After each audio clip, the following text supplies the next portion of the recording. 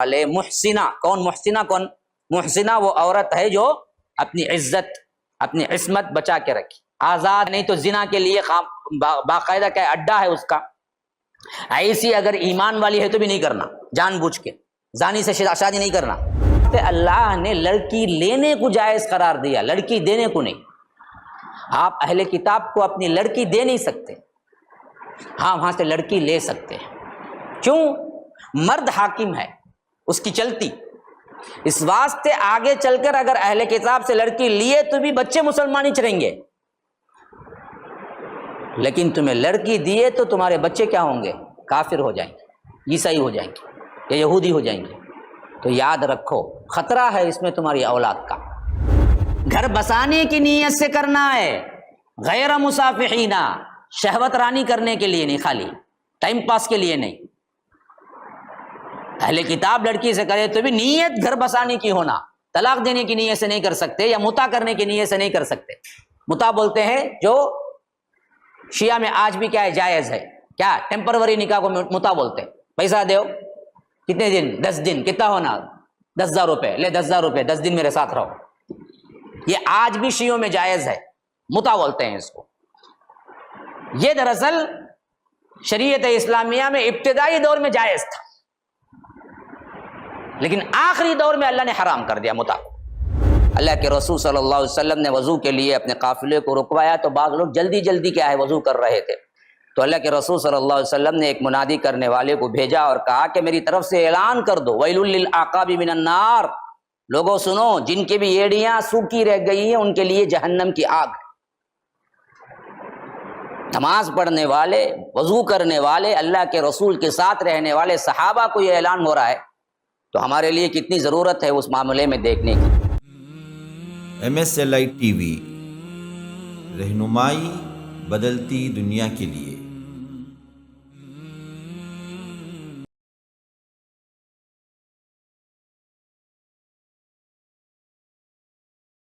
اب یہاں پر کیا ہے، وہ محرمات جو کھانے کے سلسلے میں ہوئے تھے اس کی پوری ڈیٹیل تفصیل آپ کو آ گئی. فرمایا کہ یسألونک ماذا احل لہم، لوگ پوچھتے ہیں اللہ کے رسول آپ سے کہ ہمارے لیے کیا کیا حلال ہے. اللہ کہتا ہے قل احل لکم الطیبات، دیکھو جتنے بھی پاکیزہ چیزیں سب کھاؤ، طیبات سب حلال ہیں. میں نے بتایا نا پہلے بھی، جتنے حلال ہیں وہ سب طیب ہیں، یا جو طیب ہیں وہ سب حلال کر دیا گیا شریعت میں. تو جو حلال ہے وہ کھاؤ. وما علمتم من الجوارح مکلبین تعلمونہن مما علمکم اللہ فکلوا مما امسکنا علیکم واذکروا اسم اللہ علیہ واتقوا اللہ ان اللہ سریع الحساب. یہ دراصل کیا ہے جی، ایک وہاں کے اعتبار سے اہم ترین مسئلہ تھا. وہ کیا تھا؟ شکاری جانوروں کو سدھاتے تھے، شکار کرنے کے لیے تیار کرتے تھے، اب اس کے ذریعے سے شکار کرتے تھے. اور آج بھی ہے وہ معاملہ. بعض جانوروں کو آپ تیر سے شکار نہیں کر سکتے ہیں یا آ کر بلٹ سے شکار نہیں کر سکتے ہیں، لیکن آپ اگر کتے کو یہ ٹریننگ دے دیں گے نا کہ جا کے پکڑ کے لے کے آ، تو وہ شکار کر کے آپ کو لائے گا برابر. میں کہیں گیا ہوا تھا، گجرات کا کوئی اہم ترین مقام تھا جہاں پر انہوں نے بتایا تھا کہ ہم جاتے ہیں جب کتوں کو لے کر اور وہاں جنگلی جانوروں کو وہ شکار کر کے لاتے ہیں. تو یہ جو شکار کر کے جسے سدھائے تھے، سدھانا یعنی اس کو ٹریننگ دینا، کہ ٹریننگ دیے ہوئے جانور کا شکار وہ جائز ہے ہمارے واسطے.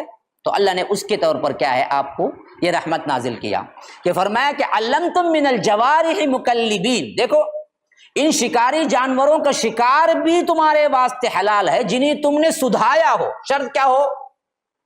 ٹریننگ دیا ہوا ہونا. انہیں بغیر ٹریننگ کے ایک جنگلی جانور ہے، انہیں کیا کیا؟ جا کے شکار پکڑا، چھوڑ کے چلے گا. وہ کھا سکتے ہیں، تمہیں نہیں کھا سکتے، لیکن تمہیں ٹریننگ دی ہے ایک جانور کو، وہ جا کے پکڑ کے لایا، وہ کھا سکتے ہیں، کھا سکتے ہیں. تو شرط کیا ہے؟ ٹریننگ دینا، سدھایا ہوا ہونا، بغیر سدھایا ہوا نہیں، سدھایا ہوا ہونا ایک. اور دوسرا کیا ہے؟ اللہ نے فرمایا کہ تعلمونہن مما علمکم اللہ، جیسے اللہ نے تمہیں سکھایا ہے ویسے تم نے اس کو سکھایا ہو. اور اس میں شرط یہ ہے کہ اگر آپ ایسے کو چھوڑ رہے ہیں تو اس وقت اسے اللہ کا نام لے کے چھوڑنا، بسم اللہ اللہ اکبر بول کے اسے چھوڑ دیے کتے کو، وہ لایا ہے، اب وہ چیز کیا ہے؟ حلال ہے۔ اب اس میں بھی ایک مسئلہ پیدا ہو جاتا، وہ لاتے ہوئے کھا گیا آدھا، اسی واسطے بار بار یہاں پر تعلمونہن مما علمکم اللہ لایا ہے۔ کیوں؟ سدایا ہوا جو جانور ہوتا نا انہیں کھاتا نہیں، انہیں اسے تمہیں ٹریننگ دیتے، اسے خالی تیرا کام کیا؟ پکڑ کو لا، تو جب بھوک رہی تو بھی نہیں کھانا، تو وہ ٹریننگ دینے والا اور ٹریننگ دیا ہوا جو جانور ہے نا اسے معلوم رہتا وہ دونوں۔ اس واسطے علماء میں پھر اختلاف ہو جاتا کہ اگر انہیں کھا لیا تو اس وقت کیا ہوتا؟ بہرکیف ترجمہ جو ہے اس حد تک ہم سمجھنا ہے تو کیا ہے؟ تمام پاکیزہ چیزیں حلال، اور آپ کہیے کہ وہ تمام پاکیزہ جو شکار ہیں وہ بھی حلال جو شکاری جانوروں کو شکار کے واسطے تم نے سدایا ہو، جیسے اللہ نے تم کو سکھایا ہو اس طرح۔ اچھا، فَكُلُوا مِمَّا أَمْسَكْنَا عَلَيْكُمْ، کھاؤ اس کو جو وہ پکڑ کے لے کے آ گیا، پکڑ کے لے کے آ گیا۔ وَاذْكُرُوا اسْمَ اللَّهِ عَلَيْهِ، اب دراصل اللہ کا نام لے کے اس پہ کھانا ہے۔ اسی واسطے علماء کہتے ہیں کہ چھوڑتے وقت ہی اللہ کا نام لو۔ اچھا، یہ تو کیا ہے؟ شکار کا ہو گیا۔ اب گولی سے کوئی مر جاتا ہے، شکار کے لیے آپ کیا کہ بندوق لے کے گئے، تو اسی واسطے علماء اس پر قیاس کرتے ہوئے بتاتے ہیں کہ اگر گولی سے بھی اگر تم شوٹ کرتے ہو تو گولی پہ بسم اللہ کہنا ہے، اور گولی لگنے کے بعد وہ سانس اگر جاری تھی اور آپ نے ذبح کر لیا تو بالکل صحیح بات ہے، خون بھی نکل گیا اس کا۔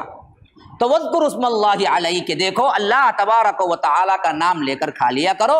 وَاتَّقُوا اللَّهَ، اللہ سے ڈرتے رہا کرو۔ إِنَّ اللَّهَ سَرِيعُ الْحِسَابِ، بے شک وہ حساب لیتے دیر نہیں لگتی۔ الْيَوْمَ أُحِلَّ لَكُمُ الطَّيِّبَاتُ، آج ہم نے تمہارے لیے تمام حلال چیزیں، پاک چیزیں حلال کر دیا۔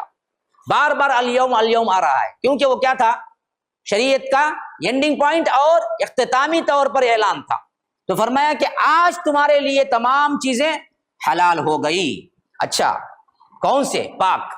اب ان میں کیا کیا تھا اشکال؟ وَطَعَامُ الَّذِينَ أُوتُوا الْكِتَابَ حِلٌّ لَكُمْ وَطَعَامُكُمْ حِلٌّ لَهُمْ۔ دیکھو اہل کتاب کا ذبیحہ، اہل کتاب کی چیزیں، اہل کتاب جو شکار کرتے ہیں یا اہل کتاب جو ذبح کرتے ہیں وہ ذبیحہ بھی تمہارے لیے حلال ہے اور تمہارا کھانا بھی ان کے لیے حلال ہے۔ لیکن آج کے حساب سے شرطیں ہیں اس پر۔ دیکھیے، یہودی ہے اور نصرانی ہے، اگر اس نے ذبح کیا ہے تو وہ ذبیحہ آپ کے واسطے حلال ہے، کیونکہ اوت الکتاب حل لکم، اہل کتاب کا ذبیحہ ہمارے واسطے حلال ہے۔ لیکن شرط کیا ہوگا؟ وہ حلال ہونا ہے۔ سور کو نے ذبح کیا بول کے تمہیں کیا کریں گے؟ خنزیر کھا لیں گے کیا؟ نہیں، حلال جانور کو اس نے ذبح کیا ہوگا، تب جا کے وہ ذبیحہ ہمارے واسطے بھی حلال ہو جائیں گے۔ اور دوسرا، انہیں اللہ کا نام لیا ہوگا، کیونکہ یہودی اور نصرانی اس زمانے کے اللہ کو مانتے تھے، اللہ کو ماننے میں ان کو اختلاف نہیں تھا، لفظ اللہ بھی مانتے تھے۔ تو اگر اللہ کے نام سے اگر اس نے ذبح کیا ہے، اور آج بھی کوئی یہودی اللہ کے نام سے ذبح کرتا ہے تو اس کا ذبیحہ ہمارے واسطے حلال ہے۔ غیر اللہ کے نام پر کرتا ہے تو تب حرام ہو جائے۔ تو آج بھی حلال ہے، لیکن دو شرطوں کے ساتھ۔ ایک تو اس کا ذبیحہ جس کو اس نے ذبح کیا ہے وہ ذبیحہ حلال ہونا چاہیے، اور دوسرا وہ اللہ کا نام لیا ہونا چاہیے، تب حلال ہے۔ وَطَعَامُكُمْ حِلٌّ لَهُمْ، اور تمہارا کھانا ان کے لیے حلال ہے۔ گویا کہ اشارہ دے رہا ہے، دیکھو ہماری شریعت میں بھی تمہارا مقام ہے، تم کو بھی بتا رہا ہوں کہ ہمارا کھانا ہمارا بڑا پاکیزہ کھانا ہے، تمہارے واسطے حلال ہے۔ اچھا، والمحصنات من المؤمنات، پاک دامن عورتیں، خاندانی عورتیں جو مومنات ہیں وہ بھی تمہارے واسطے حلال ہے۔ یعنی ایک نہیں، دو نہیں، تین نہیں، چار تک کرو، یہ مضمون پہلے آ گیا۔ یعنی مسلمان خاندان میں اچھے خاندان والے محسنہ، کون محسنہ؟ کون محسنہ؟ وہ عورت ہے جو اپنی عزت، اپنی عصمت بچا کے رکھی، آزاد رنڈی ہے کون تھی، یا قہبہ گیری کرتی ہے، یا نہیں تو زنا کے لیے باقاعدہ کیا اڈا ہے اس کا، ایسی اگر ایمان والی ہے تو بھی نہیں کرنا، جان بوجھ کے زانی سے شادی نہیں کرنا جان بوجھ کے۔ ہاں، یہ اور بات ہے کہ انجانے میں شادی ہو گئی ورنہ تو خبیث خبیث کے واسطے بولا اللہ تعالیٰ، الخبیثات للخبیثین والخبیثون للخبیثات، الطیبات للطیبین والطیبون للطیبات۔ نیک مرد نیک عورتوں کے لیے ہیں، نیک عورتیں نیک مردوں کے لیے ہیں، خبیث مرد خبیث مردوں کے لیے، خبیث عورتوں کے لیے، خبیث عورتیں خبیث مردوں کے لیے۔ یہ اصول ہے شادی میں۔ تو آج بھی دراصل یہی اصول ہے ہمارے واسطے کہ اگر تم لڑکی ڈھونڈو تو عصمت والی دیکھو، باعزت دیکھو، خاندان والی دیکھو۔ ہاں معلوم ہے فاحشہ ہے، معلوم ہے اس کا بوائے فرینڈ پہلے سے تھا، انہیں بھی جب گرتا کرے کہ بے وقوف، معلوم نہیں بدنام ہو کو پڑی ہے نا، پھر جب کہیں شادی کرتا ہے۔ کئی بے قسم کے کیا بے غیرت ایسے ہیں کہ معلوم ہوتا اس کا ایکس بوائے فرینڈ کہتے، اس کے بعد کا انہیں کہتے، انہیں تیسرا اس کا شوہر بنا سکتے اور انہیں خوش ہے کہتے۔ واہ واہ کیا غیرت ہے، ہاں جانور سے بھی بدتر ہے۔ تو اس واسطے مومنہ کے لیے بھی اللہ تبارک و تعالیٰ نے شرط لگایا کہ محسنات ہوں۔ محسنہ کون؟ باعزت، زنا کی تہمت نہ ہو جن پر، تو ان عورتوں سے نکاح کرو۔ خالی محسنہ مومنات ہی میں نہیں، اب دراصل ایکسٹرا آرڈنری ہے۔ والمحصنات من الذین اوتوا الکتاب من قبلکم اذا آتیتموہن اجورہن، دیکھو اس سے پہلے جن کو کتاب دی گئی وہ بھی اگر محسنہ ہیں، باعزت ہیں، ان سے بھی نکاح کرو۔ اسی واسطے اہل کتاب کی لڑکی لے سکتے ہیں۔ یہی وہ آیت ہے جو دلیل ہے عیسائیوں کی، عیسائیت پر رہتی ہوئی لڑکی سے بھی اسلام قبول کیے بغیر اگر انہیں ہے تو بھی شادی کر سکتے ہیں۔ کیوں؟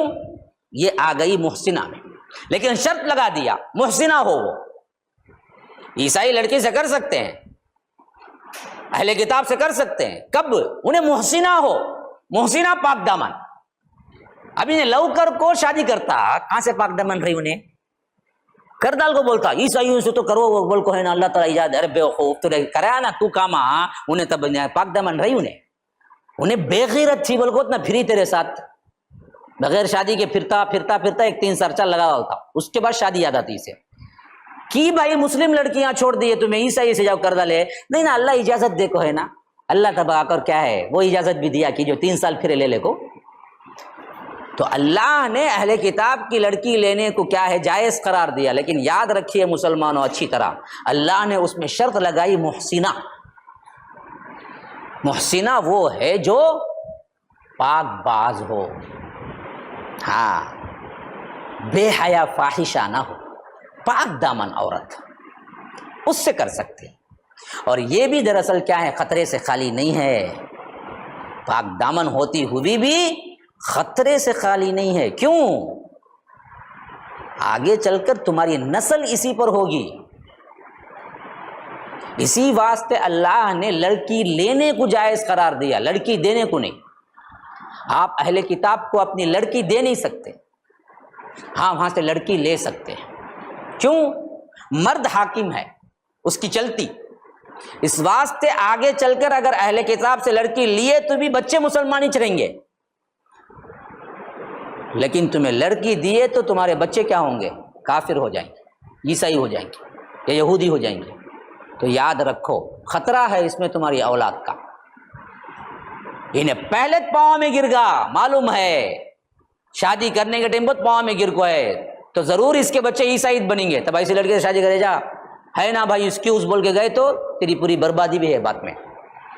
تو اصل میں معاملہ حکمت کے طور پر یہ دیا گیا ہے کہ عورت لے سکتے ہیں لیکن خطرے سے خالی نہیں ہے، اس واسطے اس سے بچنا ہی بہت بہتر ہے۔ اسی واسطے حضرت عمر کے دور خلافت میں جب بڑے بڑے صحابہ کا معلوم ہوا کہ عیسائی لڑکیوں سے شادی کیے ہیں تو کئیوں کو حضرت عمر نے بلا کے کیا تنبیہ کر دی کہ نہیں کرنا چاہیے، کیونکہ آگے چل کر اصول بن جائے گا، لوگ سمجھیں گے کہ یہ اتنے بڑے بڑے لوگ کیے ہیں تو ہم کو کرنے کیا ہے، تو نسلیں برباد ہو جائیں گی۔ تو یہ ایک ایکسکیوز تھا اس وقت کے لحاظ سے خاص طور پر، لیکن وہ آج بھی ہے، قانون نہیں بول نہیں سکتے کوئی بھی، لیکن احتیاط کا پہلو یہی ہے کہ آپ اس راستے سے بچیں، کیونکہ تمہارا ایمان اتنا نہیں ہے کہ تم بیوی کو کیا ہے اپنے طرف مائل کر کے بچوں کو مسلمان رکھ سکو، کیونکہ بیوی کو لینے کا ہی حکم ہے۔ بچوں کو اگر تمہارے اس کرتوت کی وجہ سے عیسائی بن گئے تو پورا گناہ تم پر آئے گا، یہ بھی سمجھ لیں۔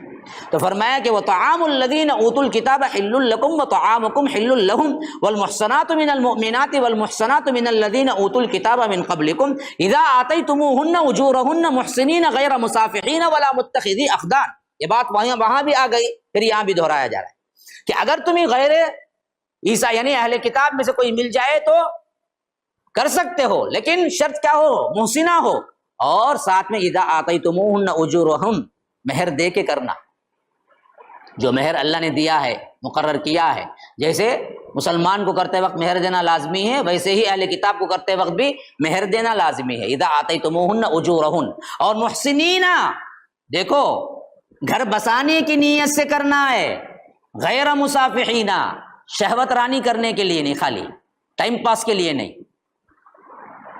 اہل کتاب لڑکی سے کرے تو بھی نیت گھر بسانے کی ہونا، طلاق دینے کی نیت سے نہیں کر سکتے، یا متع کرنے کی نیت سے نہیں کر سکتے۔ متع بولتے ہیں جو شیعہ میں آج بھی کیا ہے، جائز ہے، کیا ٹیمپروری نکاح کو متع بولتے ہیں۔ پیسہ دیو، کتنے دن؟ 10 دن، کتنا ہونا؟ 10,000 روپے، لے 10,000 روپے، 10 دن میرے ساتھ رہو۔ یہ آج بھی شیعوں میں جائز ہے، متع بولتے ہیں اس کو۔ یہ دراصل شریعت اسلامیہ میں ابتدائی دور میں جائز تھا، لیکن آخری دور میں اللہ نے حرام کر دیا متع۔ تو اسی لیے فرمایا کہ گھر بسانے کی نیت سے ہو شادی، غیر مصافحات، ٹائم پاسنگ کے لیے نہ ہو، ولا متخذات اقدان، نہ چوری چھپے کیا ہے تمہاری میٹنگیں اور خط و خطابت، یا نہیں تو حرام کاری چلتی رہے، یہ بھی نہ ہو۔ خفیہ طور پر جو بھی کرتے ہیں نا جی، خواہ وہ موبائل ہو، خواہ وہ واٹس ایپ ہو، وہ سب حرام کاری ہے۔ میں ایک مرتبہ ایک بچے کو کسی کو نصیحت کیا تھا، پتہ نہیں ہے، یاد نہیں آ رہا، بہرکیف آج اتنی آزادی ہو گئی ہے اور اسلام سے اتنی ناواقفیت ہو گئی ہمارے نوجوانوں کو۔ ایک لڑکا ایک لڑکی سے کیا کیا تھا، فوٹوز بھیجا ہے، فلاں بھیجا ہے، کیا ہے، لیٹر بھیجا ہے، اور اچھی خاصی عاشقی چل رہی ہے۔ پھر اس کے بعد معلوم ہوا تو میں نے کیا ہے بلا کے نصیحت کی کہ دیکھو بھائی یہ حرام چیزیں ہیں۔ تو وہ جاتے وقت جو لفظ کے گیا، مجھے آج تک بھی گہرا اثر ہے، جاتے وقت کہہ گیا کہ مولوی صاحب مجھے معلوم ہی نہیں ہے اسلام میں حرام ہے۔ دوستی میں کیا غلط ہے؟ آج ایسی کئی ہیں جو اسٹوڈنٹس کالج کے اور اسکول کے ہیں، یہ کئی ایسے لڑکے ہیں جو زنا تک کرتے ہیں، اور پوچھے تو بولتے ہیں ہم کو معلوم ہے اتنے حرام بول کو، ہم نہ کیا معلوم حرام بول، کون بھی بولے اتنی بڑے حرام بول کو ہم نہ۔ یہ سب دوستی میں کرتے ہیں، ٹائم پاسنگ میں کرتے ہیں، کیا غلطی ہے؟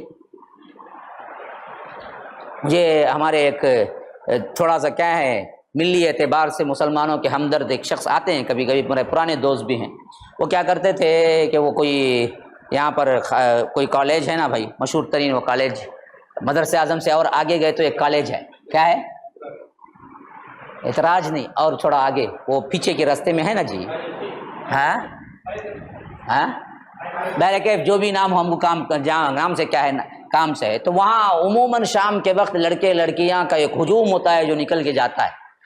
تو وہاں کئی 2-3 مرتبہ دیکھے کہ برقع پہنے ہوئے مسلمان لڑکیاں کیا ہیں باقاعدہ طور پر بے حیائی کے ساتھ گزر رہے ہیں لڑکوں کے ساتھ۔ تو یہ جا کے سمجھائے، کہا کہ دیکھو یہ سب حرام ہے، یہ سب نہیں کرنا ہے، اور اس کے ساتھ ساتھ کیا ہے کئی گھنٹے ان کو سمجھانے کے بعد انہوں نے کہا کہ اچھی بات ہے ہم سوچیں گے۔ پھر اس کے بعد دوسرے دن ملاقات کیے، پھر انہوں نے سمجھایا، تیسرے دن ملاقات کیے، پھر سمجھا کہ جب دیا تو وہ آخری میں بولتے ہیں کہ بھیا ہم کو معلوم نہیں اسلام میں سب حرام ہے۔ اب بندی یہ بولی تو پھر کہاں جائیں؟ تو معلوم کرنا بھی ضروری ہے کہ دیکھو یہ سب حرام ہے۔ وَمَن يَكْفُرْ بِالْإِيمَانِ فَقَدْ حَبِطَ عَمَلُهُ، رہا جو کوئی بھی کیا ہے کفر پر ایمان کو ترجیح دیا ہے، کفر اختیار کیا ہے ایمان کے بجائے، فقد حبط عملہ، اس کے تمام اعمال غارت ہو جائیں گے، وہو فی الآخرۃ من الخاسرین، اور آخرت میں نقصان اٹھانے والوں میں سے ہو جائے گا۔ اب ذرا غور کرو، ایک بہت پوائنٹ کی بات ہے، اوپر احکامات پورے کیا تھے شادی کے، مسلمان عورت محسنہ ہو تو کر لو، اوت الکتاب میں سے کیا ہے اہل کتاب میں سے مسلمان محسنہ ہو پاک دامن ہو تو کر لو۔ آخری میں وَمَن يَكْفُرْ بِالْإِيمَانِ فَقَدْ حَبِطَ عَمَلُهُ کا صیغہ آنے سے کیا فائدہ ہے؟ کیا بتانا چاہ رہا ہے؟ جو کوئی ایمان کے بدلے کفر اختیار کر لیا تو اس کے تمام عمل غارت ہو گئے۔ مطلب کیا؟ گویا کہ اللہ اشارہ دے رہا ہے کہ ایک آپشن ہے عیسائی لڑکی کو لانے کا، لیکن عیسائی لڑکی کو لا کے تمہاری اولاد کفر پہ چلی گئی نا، یاد رکھو پورا عمل غارت ہو جائے گا تمہارا۔ آپشن ہے نا، بلکہ گئے، اتنا پاور بھی ہونا ایمان، تب جاؤ، نہیں ہے تو خاموش مسلمان بچیوں سے کرو۔ اسی واسطے نیچے لا لیا، اشارہ دے دیا وَمَن يَكْفُرْ بِالْإِيمَانِ، تمہارے پاس ایمان تھا، خوبصورتی کے چکر میں جاؤ، کیا کرے تمہیں عیسائی لڑکے سے شادی کر لی ہے، اب بھگتیں گے بعد میں، پورا خاندان عیسائی ہو جائے گا۔ یاد رکھو ایسا کرے تمہارے پورے اعمال غارت ہوں گے۔ اللہ تبارک و تعالی فرماتا ہے کہ یا ایھا الذین آمنو، اے لوگو جو ایمان لائے ہو، اذا قمتم الی الصلاۃ، دیکھو نماز کے لیے جب کھڑے ہو، یعنی نماز کا ارادہ کرو، فاغسلوا وجوہکم وایدیکم الی المرافق، دیکھو اپنے چہروں کو دھو لیا کرو اور اپنے ہاتھوں کو دھو لیا کرو کہنیوں سمیت۔ یہاں پر زیادہ تر مفسرین اور محدثین کا یہی قول ہے کہ الی المرافق میں کہنیوں تک نہیں ہے، بلکہ مراد ہے الا سے فی کا، فی المرافق، کہنی اگر کہ کسی کی سوکھی رہ جائے تو وضو نہیں ہوگا، کیونکہ کہنیوں کو اللہ نے گویا کہ ہاتھوں کے ساتھ ملا دیا ہے، تو فرمایا کہ الی المرافق، اپنے اپنے ہاتھوں کو دھو، یہاں تک کہ کیا ہے کہنیوں سمیت اس کو دھو۔ اس معاملے میں ہمارے لیے بڑی متنبہ ہونے کی بات ہے کہ بہت سے لوگ جلدی میں، بلکہ وضو کو یوں سمجھیے کہ ایک عادتاً کرتے ہیں، عبادتاً نہیں کرتے، تو ان لوگوں کی کئی ایسی چیزیں ہیں جو وہ سوچتے نہیں ہیں، دیکھتے نہیں ہیں، کئی ایسے ہیں جو وضو کرتے ہیں جن کی ایڑیاں کبھی سخت ایسے ہی ہوتی ہیں کہ اس کے اندر پانی نہیں پہنچا ہے، اور کبھی یہ ہے کہ کہنیاں بالکل سوکھی رہ جاتی ہیں اور جلدی میں صرف یہاں پر کچھ پانی بہا دیا یہاں پر، حالانکہ فرضیت کے اعتبار سے جو چیزیں جو عضو آتے ہیں ان میں کہنی سمیت دھونا ہے، اور اسی طرح کیا ہے پاؤں کو ٹخنوں سمیت دھونا، جیسے نیچے آئے گا وَامْسَحُوا بِرُؤُوسِكُمْ، اور اپنے سروں کو مسح کر لیا کرو، وَأَرْجُلَكُمْ إِلَى الْكَعْبَيْنِ، اور اپنے پاؤں کو ٹخنوں سمیت دھو لیا کرو۔ تو پاؤں کے لحاظ سے اِلَى الْكَعْبَيْنِ کا اشارہ آ گیا، کعب کہتے ہیں ٹخنے کو، تو ٹخنے کی جو ہڈی ہے وہ ہڈی سمیت دھو لیا، جب تک وہ نہیں شامل ہوگی تو یاد رکھیے آپ کا وضو مکمل نہیں ہوگا۔ ایک بہت بڑا کیا ہے جنگ کا میدان تھا یا کسی سفر سے واپسی تھی، اللہ کے رسول صلی اللہ علیہ وسلم نے وضو کے لیے اپنے قافلے کو رکوایا، تو بعض لوگ جلدی کیا ہے وضو کر رہے تھے، تو اللہ کے رسول صلی اللہ علیہ وسلم نے ایک منادی کرنے والے کو بھیجا اور کہا کہ میری طرف سے اعلان کر دو ویل للعقاب من النار، لوگوں سنو جن کی بھی ایڑیاں سوکھی رہ گئی ہیں ان کے لیے جہنم کی آگ ہے۔ نماز پڑھنے والے، وضو کرنے والے، اللہ کے رسول کے ساتھ رہنے والے صحابہ کو یہ اعلان ہو رہا ہے، تو ہمارے لیے کتنی ضرورت ہے اس معاملے میں دیکھنے کی۔ تو فرمایا کہ وَامْسَحُوا بِرُؤُوسِكُمْ، سر کا مساح کر لیا کرو، تو یہاں پر بتا دیا گیا کہ سر کا مساح، اللہ کے رسول صلی اللہ علیہ وسلم نے بتایا کہ سر کے مساح میں آپ کا پورا سر شامل ہے۔ بعض لوگوں نے اس سے مساح سے یوں مراد لے لیا ہے کہ سامنے کا حصہ، حالانکہ صحیح ترین روایتوں میں جو مساح آیا ہے وہ پورا سر کا مساح ہے، جو یوں لے جانا ہے پورا اپنا گدی تک، پھر اس کے بعد جہاں سے لے گئے تھے وہاں سے واپس لانا ہے، پھر پیشانی تک، یہ ہے پورا سر کا مساح جو ایک مرتبہ کافی ہے۔ وَأَرْجُلَكُمْ إِلَى الْكَعْبَيْنِ، اور بعضوں نے واو کو عطف کے اعتبار سے لیا، خاص کر شیعوں نے، اور انہوں نے کیا کر دیا کہ پاؤں دھونے کی ضرورت نہیں ہے، بھائی جیسے مساح اللہ نے سر کا مساح کہا ویسے ہی پاؤں کا بھی مساح ہے، تو وہ لوگ پاؤں دھوتے نہیں ہیں، شیعہ وغیرہ کیا ہے اپنے وضو میں پاؤں کو دھوتے نہیں ہیں، اور دلیل انہوں نے کیا کر دیا واو کو عطف لے لیا، حالانکہ یہاں پر واو عطف نہیں ہے بلکہ کیا ہے فَاغْسِلُوا وُجُوهَكُمْ وَأَيْدِيَكُمْ إِلَى الْمَرَافِقِ وَأَرْجُلَكُمْ إِلَى الْكَعْبَيْنِ وَامْسَحُوا بِرُؤُوسِكُمْ۔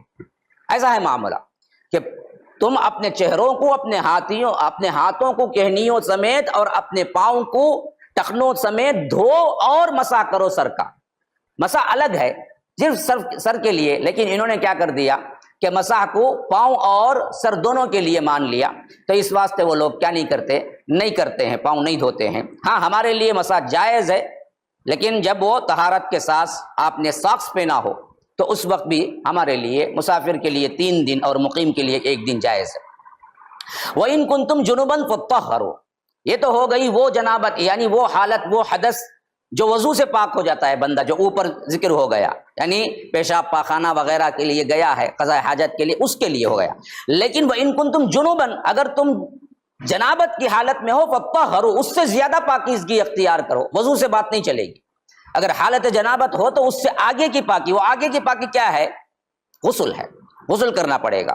وَإِن كُنتُمْ مَرْضَىٰ، ہاں تم مریض ہو، او علی سفر، یا مسافر ہو، او جاء احد منکم من الغائط، یا تم میں سے کوئی کیا ہے بیت الخلا ہو آئے، او لامستم النساء، یا عورتوں سے آپ نے جمع کیا ہو، فلم تجدوا ماء، اور تمہارے پاس پانی نہ ملے، فتیمموا، تو قصد کرو، صعیدا طیبا، پاک مٹی سے، وامسحوا بوجوہکم وایدیکم من، اور اس پاک مٹی سے اپنے چہرے اور اپنے ہاتھوں کو اپنے چہرے اور ہاتھوں کو مسح کر لیا کرو۔ یہ بات پہلے بھی آ چکی ہے، پھر ایک مرتبہ یہاں پر دوہرا دیا گیا کہ یہ تینوں، حدث اکبر، جنابت کی حالت پیش آ گئی یا وضو کی ضرورت ہے، اگر پانی نہ ملے یا مسافر ہے یا آ کر مریض ہے، اس کے لیے قائم مقام تیمم ہو سکتا ہے، اور تیمم کے ذریعے وہ بالکل جنابت سے بھی پاک ہو سکتا ہے، وضو اگر ضرورت ہے اس سے بھی وہ پاکی حاصل کر سکتا ہے، نماز پڑھ سکتا ہے۔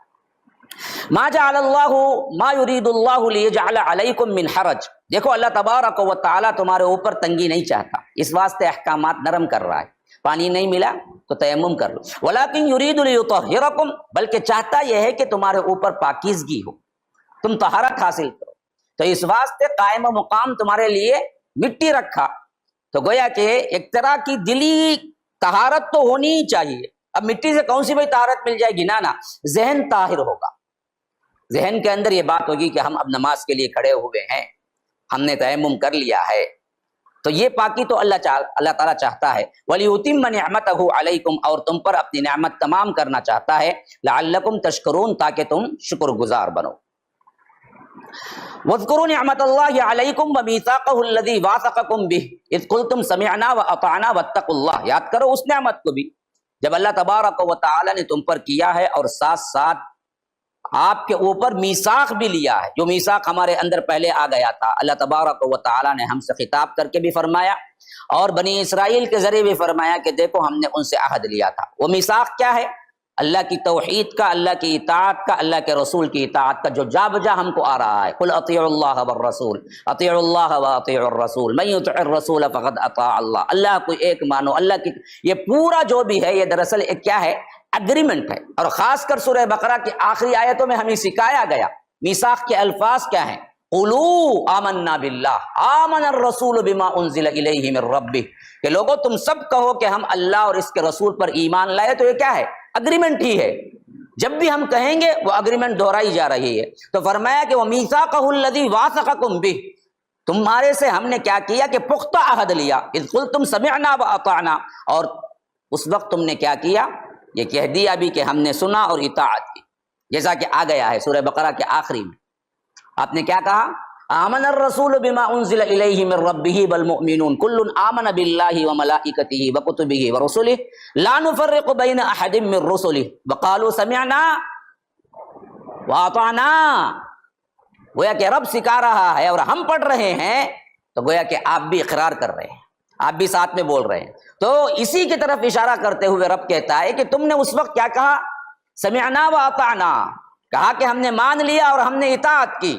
تو یاد رکھو یہ معاہدہ پھر توڑنا نہیں ہے تمہیں۔ واتقوا اللہ، ڈرو اللہ سے، ان اللہ علیم بذات الصدور، کہ اللہ تبارک و تعالی تمہارے سینوں کے اندر جو کچھ بھی ہے جانتا ہے۔ یا ایھا الذین آمنوا کونوا قوامین للہ شہداء بالقسط، آ گئی وہی آیت جو ہم پہلے پڑھ چکے ہیں گزشتہ کی مجلس میں۔ اے لوگوں جو ایمان لائے ہو جاؤ، کھڑے ہو جاؤ اللہ کے لیے قسط پر، اور شہادت والے بن کر عدل قائم کرو۔ سب سے اہم ترین چیز پوری انسانیت پر کیا ہے؟ انصاف کو قائم کرو، یہ تمہاری ذمہ داری ہے۔ لیکن آج کیا ہے؟ شیرازہ بگڑ چکا ہے، ہم دراصل کٹے ہوئے، جس طرح درخت سے پتے ادھر ادھر بکھرے ہوئے ہوتے ہیں، اس طرح ہم بکھرے ہوئے پڑے ہوئے ہیں۔ تو اس واسطے ہم پوری انسانیت پر تو نہیں ہیں، لیکن تمہارے ہاتھ سے جو کچھ بھی ہو سکتا ہے اس دائرے میں تو عدل قائم کرو نا۔ اپنے نفس پر عدل قائم کرو، اپنے بیوی بچوں پر عدل قائم کرو، اپنے گھر والوں پر عدل قائم کرو جتنا ہو سکے، لیکن تمہیں عدل قائم کرنا پڑے گا۔ قوامین، صرف ترتیب بدلی ہے۔ وہاں آیا کہ یا ایھا الذین آمنوا کونوا قوامین شہداء للہ، یہاں پر فرمایا کہ للہ شہداء بالقسط، الفاظ ترتیب بدلی ہے ورنہ حکم ایک ہی ہے کہ اللہ کے لیے کھڑے ہو جاؤ تم گواہ بن کر قسط پر، عدل پر۔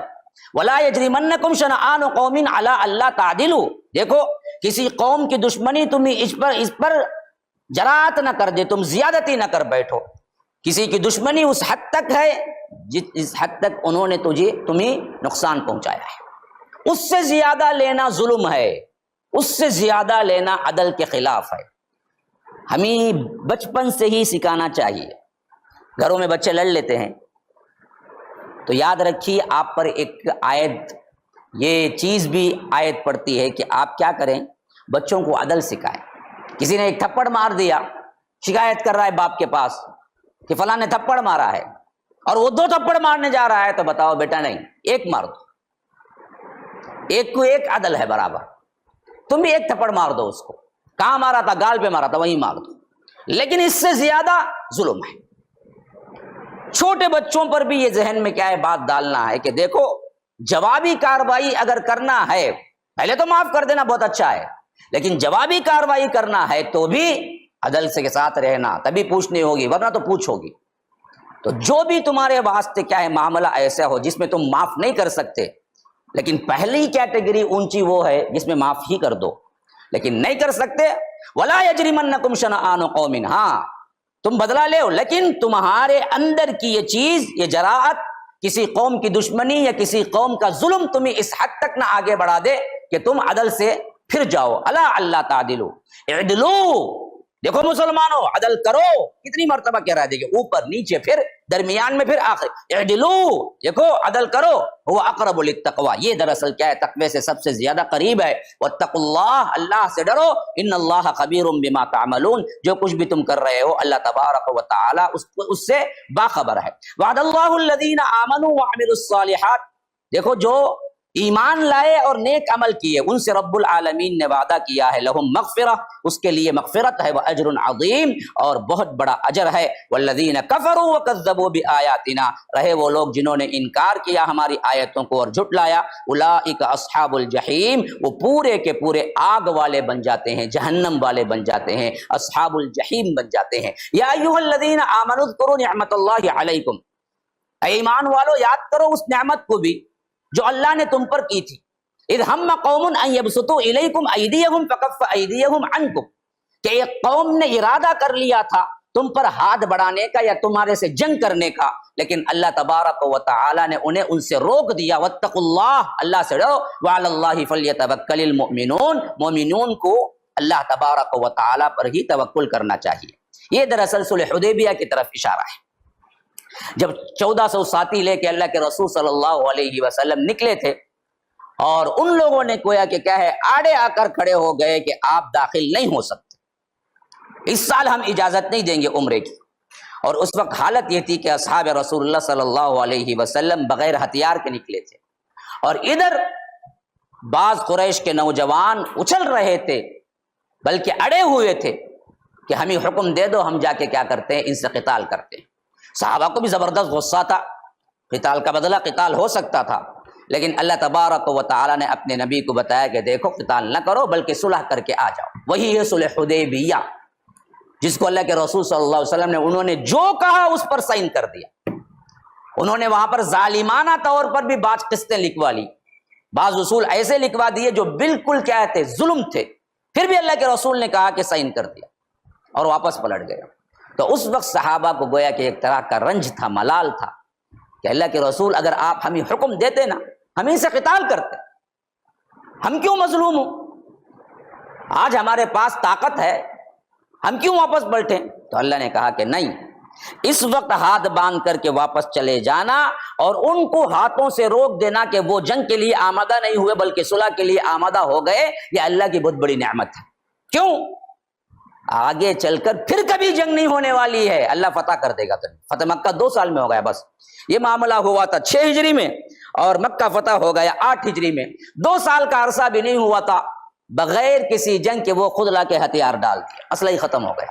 تو اللہ جانتا تھا کہ اب قریش کا کوئی ایک حملہ بھی مدینے پہ ہونے والا نہیں ہے، اس واسطے اللہ نے رکا دیا۔ آخری جو جنگ ہوئی تھی وہ 5 میں ہوئی تھی، 5 ہجری میں، غزوہ خندق، اس کے بعد پھر قریش کے دم کے اندر دم ہی نہیں تھا کہ وہ لوگ مسلمانوں پر حملہ کر سکے، یہاں تک کہ اللہ کے رسول نے کیا ہے فتح کر لیا۔ السلام علیکم ورحمۃ اللہ وبرکاتہ۔ حاضرین و سامعین، کہ اللہ کے فضل و کرم سے ہمارا جو اعلان تھا کہ تحفیظ کے لیے ہم بچوں کے داخلے کے لیے اعلان کیے تھے، اور الحمدللہ جیسا کہ ہمارا پلان تھا کہ گزشتہ پیر کے دن 18 تاریخ کو باقاعدہ طور پر بورڈنگ کے ساتھ اور ڈے اسکول کے ساتھ حفظ کا آغاز یہاں پر ہو چکا ہے، اور الحمدللہ تقریباً 22 کے قریب طلبہ داخل ہو چکے ہیں، اور آج موجود بھی ہیں سیکنڈ فلور پہ۔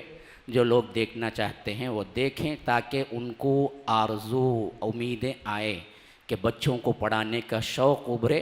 ابھی بھی داخلہ جاری ہے، اس کے لیے آپ بچوں کو داخلہ کروا سکتے ہیں، اور اس ضمن میں کچن کا اور دوسرے اہم ترین ان کو فولڈنگ بیڈ کی ضرورت اور بہت سے اہم ترین کام پارٹیشن وغیرہ کا پیش آیا، جس کے لیے تقریباً 5 لاکھ روپئے کی اشد ضرورت ہے۔ جو لوگ کچن کا خرچ اٹھا سکتے ہیں، ابھی ہم نے 3rd فلور پہ بنا ہے، آپ لوگ دیکھ بھی سکتے ہیں، اور کچھ سامان خرید کے دینے کے اگر چاہتے ہیں تو بھی وہاں کے لیے فریج کی، واشنگ مشین کی، تاکہ بچے اپنے ہاتھ سے نہ دھوئیں، وہ لوگ خالص پڑھائی میں دھیان دیں، اور ان کے جو کام ہیں وہ ہم دوسرے طریقے سے انجام دیں گے، یہ ہماری سوچ ہے۔ تو آپ لوگ اس میں آگے بڑھ کے آئیے۔ اور اسی طرح دوسری بات یہ ہے، جمعہ کا چندہ بھی آپ لوگ جو دیتے ہیں وہ بہت سے اخراجات کے لیے ہمیں ناکافی ہوتا ہے، آپ اس میں بھی آگے بڑھ کے آئیں۔ اور الیکٹرک بل تقریباً 28,000 کچھ آئی ہے، اگر کوئی ذمہ داری لینا چاہتا ہے تو وہ بھی لے۔ فجزاکم اللہ احسن الجزا، والسلام علیکم ورحمۃ اللہ وبرکاتہ۔